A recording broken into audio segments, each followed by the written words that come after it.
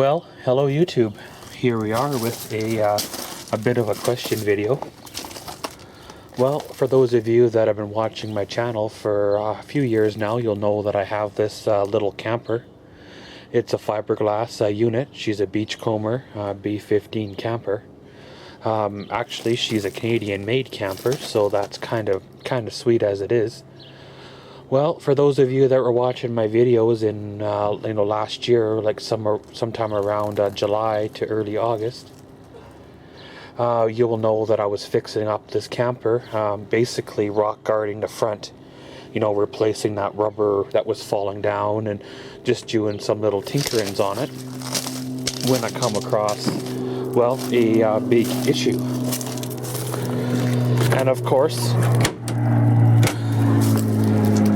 course, for those that have, been watching my videos, you've seen the 3-part series where I got into this old camper, tore it on apart, and, well, basically, this is where she sits now. I had big plans last year to tear on into her and basically rebuild her, refix her on up, and, basically have her ready for camping, this year, right? However, due to a few things that have gone on in my life, like breaking my hand and, work stuff and that, the project was kind of basically put on the back burner or shelved or kind of forgotten about, if you will. You know kind of what I've laid out for the plans of this here camper with basically gutting the whole thing, redoing the wood underneath the linoleum, redoing all the flooring, basically rebuilding the interior and all that good stuff, as well as taking it a step further and actually rebuilding the frame if the frame is needing. I'd like to do a delete on the heater, a delete on the fridge, as well as a delete on the stove and sink. Basically because I do not use, those items, right? And if I go that far to delete them, then I'm going to have to patch the holes that are in the body. And if I patch the holes in the body, well, then the body's going to need, some form of, paint or something like that, right? But the reason why I'm concerned with the frame is, if you notice down here, there are plates in the tongue that the previous owner, I'm guessing, welded on.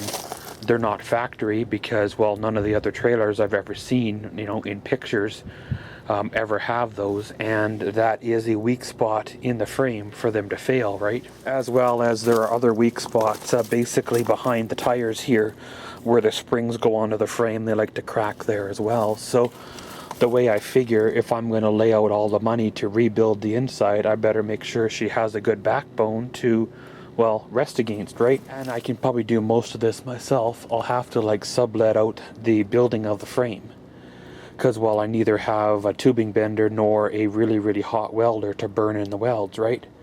But I can do the painting of the frame myself, as well as, depends on how fancy I go for the paint. I can probably end up painting this myself, basically in my driveway or the middle of the yard on a good day, right? Or, get the body work done reasonably yourself and then, run it in somewhere and do some type of a bed liner type of paint job to it. Of course, if you're going to go that far, you might as well shave off these old rectangle 1970s lights and put, newer style round LED ones similar to those in its place. Basically update the trailer, bring it into the 21st century, if you will. Kind of make the trailer your own taste, your own type of unit, kind of for your own use, right?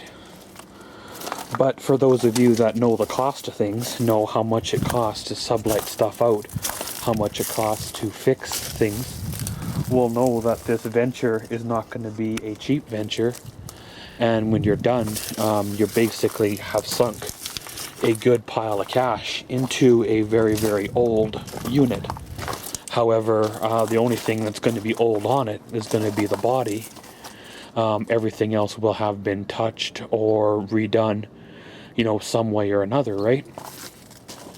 Of course, there are other units out there that are just slightly larger than this, that have, you know, bathroom and appliances and all that, that you can buy for the same amount or just a little less than what you'd end up spending on this trailer here.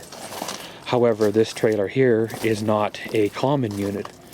Like I said there earlier, it's a semi-rare unit, and it's not something that I've seen a lot of. Maybe when I was younger, I might have seen one or two, but in the last couple of years in the last 3 or so years that I've had this trailer, I've actually never physically in person seen another one.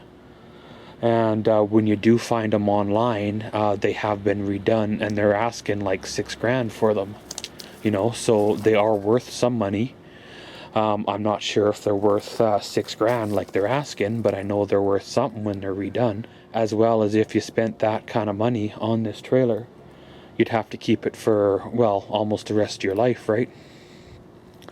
So my question for you guys, is it worth sinking that kind of money into?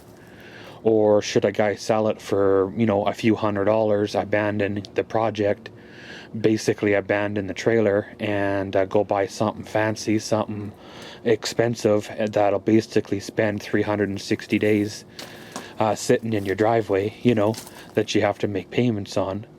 Or put the money into this and have it basically paid for the day you're done with it. And if it sits in the driveway for, you know, 360 days out of the year, well then, you know, it didn't really cost you much, you know, compared to making payments monthly, right? Leave your comments below on that. If you guys have one of these trailers sitting in your backyard, let me know, because I am in the market for some parts that are going to be hard to find, as well as, you know, if you're in the local area, somewhere close by, you have one of these sitting.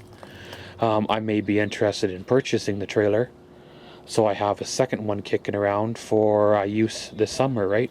But this has been just kind of a project update, if you will, and a few questions on the old Beachcomber B15 trailer. So as always, thanks for watching Maxwell's World. Comment, subscribe, and enjoy.